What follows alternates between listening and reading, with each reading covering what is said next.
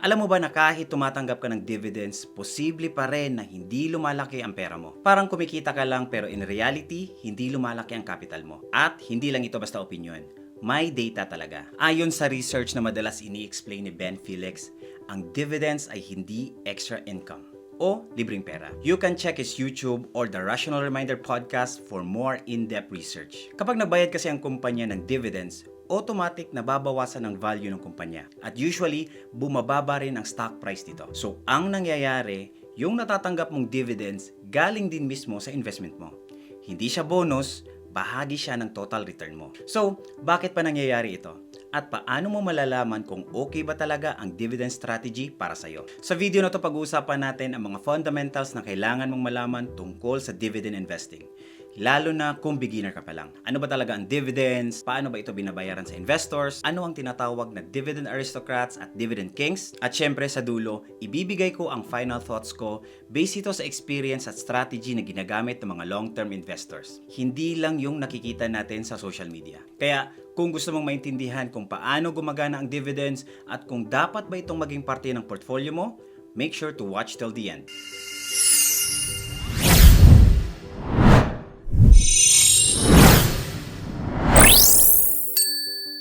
Kapag nakafocus ka kasi sa dividend lang, ang habol mo lang is may pumapasok na cash every month. Minsan nakakalimutan mo yung pinaka-importanting part sa investing. Lumalaki ba talaga ang total value ng investment ko? Kasi may pagkakataon na yes, may dividend ka na nare-receive.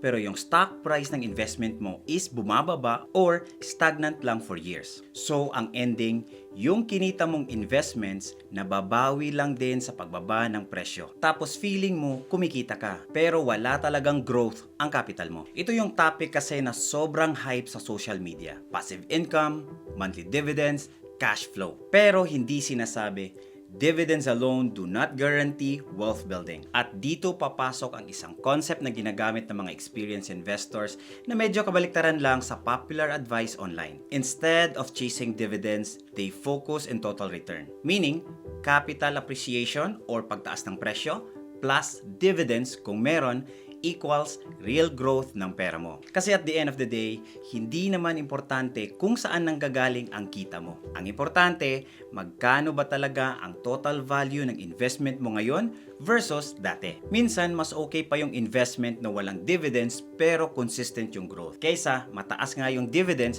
pero hindi naman gumagalaw ang capital mo or minsan down pa ang investment mo. Hindi lang ito sa Pilipinas common na strategy. Pati na rin sa ibang bansa. Ganito rin ang mga advice na madalas naririnig ko. Maghanap ka ng stocks na may dividends para may monthly income ka. Parang ang sarap pakinggan, di ba?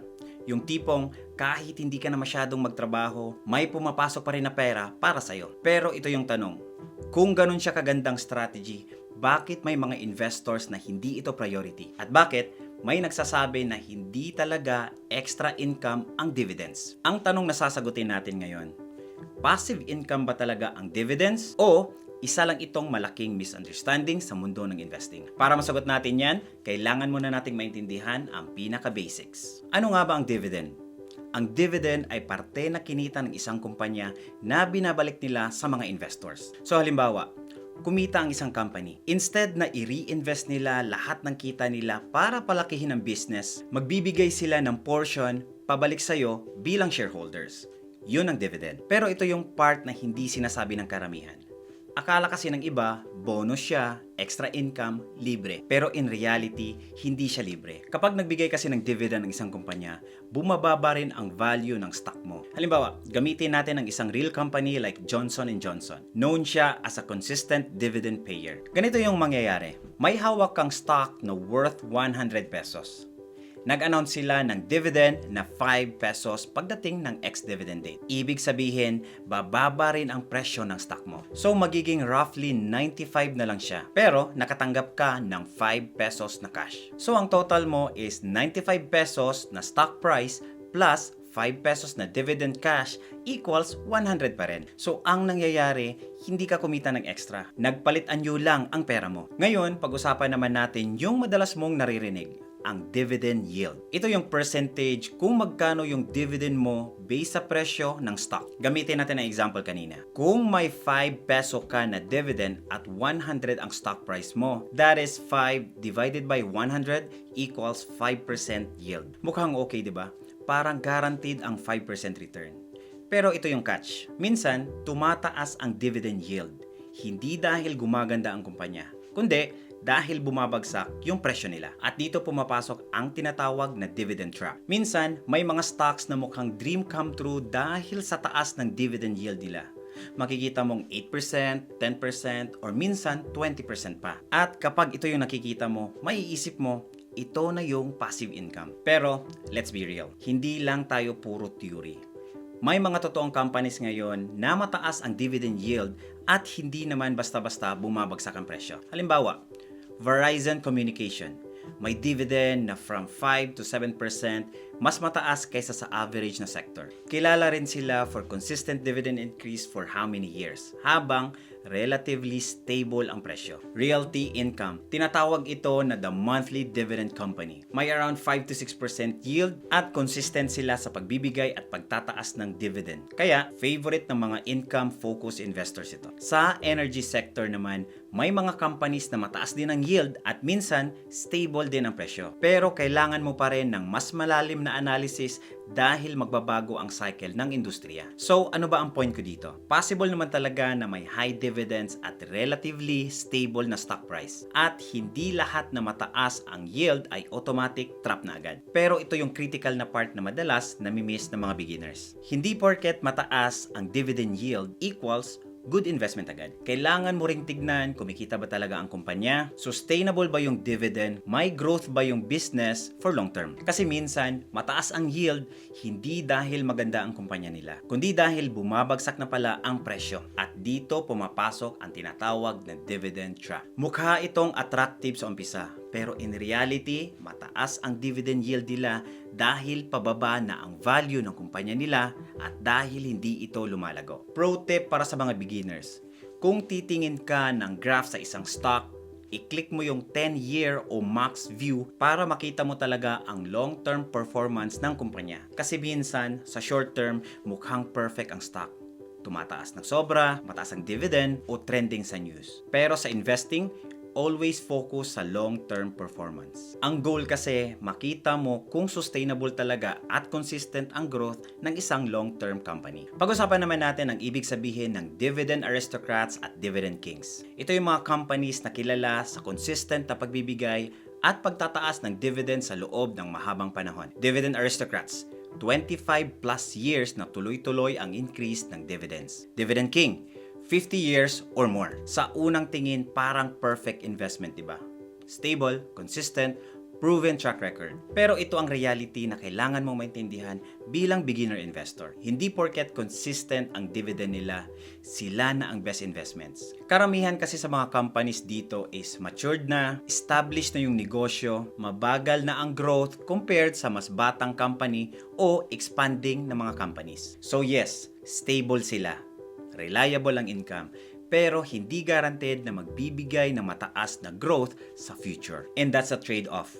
Kung ano yung binibigay nila na stability income, minsan, yun din ang kapalit ng growth na potential. Kaya, importanteng maintindihan mo, kung ang goal mo ay income at stability, pwedeng may lugar sila sa portfolio mo. Pero kung ang goal mo naman ay palakihin ang capital mo, especially kung beginner ka pa lang, at malayo pa ang time horizon mo, baka hindi sila ang pinaka-aggressive na option para sa'yo. So again, walang one size fits all. Pero tandaan mo ito, consistency and dividends does not automatically mean maximum growth. At bilang investors, kailangan malinaw sa'yo kung ano ba talaga ang goal mo.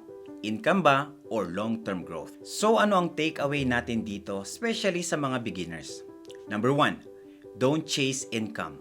Chase growth first. Number 2, don't get distracted by the monthly cash flow. Number 3, focus on building your capital kasi once lumaki na ang portfolio mo, doon mo pwedeng i-convert into income through dividends, withdrawal, or any other strategies. Income is attractive, but growth is what builds wealth. Kaya next time na may makita kang investment na high dividend yields, huwag agad ma-excite. Tanungin mo muna ang sarili mo, lalago ba talaga ang pera ko dito o mukhang kumikita lang? Personally, wala akong masyadong dividend stocks or dividend-focused funds sa portfolio ko. May konting dividend, yes, pero maliit lang. Kasi ang main focus ko talaga is total return, hindi dividends. At bago ka mag-decide kung dividend strategy ba talaga ang focus mo, ito ang mga bagay na kailangan mo maintindihan. Number 1, sustainability of dividends. Hindi lahat ng kumpanya kayang magbigay ng dividends forever. Isang simpleng metric na pwede mong tignan is dividend payout ratio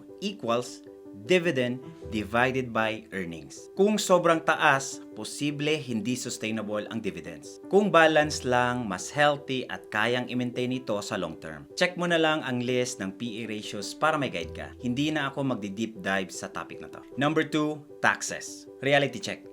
Lalo na sa mga Pinoy investors. Importante kasi ito. Sa Pilipinas kasi, ang cash dividends may around 10% tax. So kung akala mo buo ang nakukuha mong dividends, hindi rin. May bawas pa. Number 3, compounding through reinvestment. Ito yung part na madalas nami-miss. Hindi lang ito dapat about receiving dividends. Mas powerful kung nire-reinvest mo ito over time. Kasi dividends plus growth equals compounding effect. Dito nagiging meaningful ang dividends sa long term. Number 4, realistic expectation. Hindi ka yayaman agad sa dividends lang. Hindi rin siya ang papalit sa sweldo mo agad-agad. Especially kung maliit pa ang portfolio mo. Kaya kung beginner ka, focus muna sa pagpapalaki ng capital before mo iisipin ang income. Number 5, dividend versus growth investing. Simple ang difference. Dividend investing, focus sa income. Stable, pero kadalasan slower ang growth. Growth investing naman, focus sa pagpapalaki ng pera. Mas volatile siya pero higher potential return, kaya personally, mas prioritize ko ang growth para mas mabilis lumaki ang portfolio ko. Then later on, pwede ko na siyang i-convert into income, dividends, or even sa withdrawal. Hindi naman masama ang dividends. Kung yun ang reason na nagmo-motivate sa'yo para mag-invest, that's a good thing. Pero tandaan mo ito, hindi magic ang dividends. Hindi sila shortcut sa pagyaman at hindi porket may tinatawag na passive income ay growing na ang pera mo. So instead of asking magkano ang dividend na nare-receive ko every month, mas magandang tanong, lumalaki ba talaga ang investment ko? Kasi yun talaga ang goal nating lahat. Kung gusto mo pang i-level up ang finances mo, hindi lang basta basic tips, I offer one-on-one coaching kahit saan ka man sa mundo. Sa coaching, tutulungan kitang i-track ang savings mo, plan ang investment mo, at gumawa ng personalized strategy para ma-reach mo ang financial milestone mo. Imagine this, may guide ka sa bawat steps, mas malinaw ang direksyon, at mas mabilis ang progress at mas confident ka sa bawat financial decision mo. Kung interesado ka, just click the link in the description below at mag-book ng session. Kahit nasaan ka man sa mundo, pwede pa rin tayong mag-work together para unti-unti mong ma-achieve ang goal ng financial freedom. At syempre, kung may natutunan ka sa video na to, please don't forget to like, subscribe, and click that notification bell para lagi kang updated sa mga financial tips at strategies na swak sa mga Pinoy. Maraming salamat po for watching and see you in the next one. Salamat!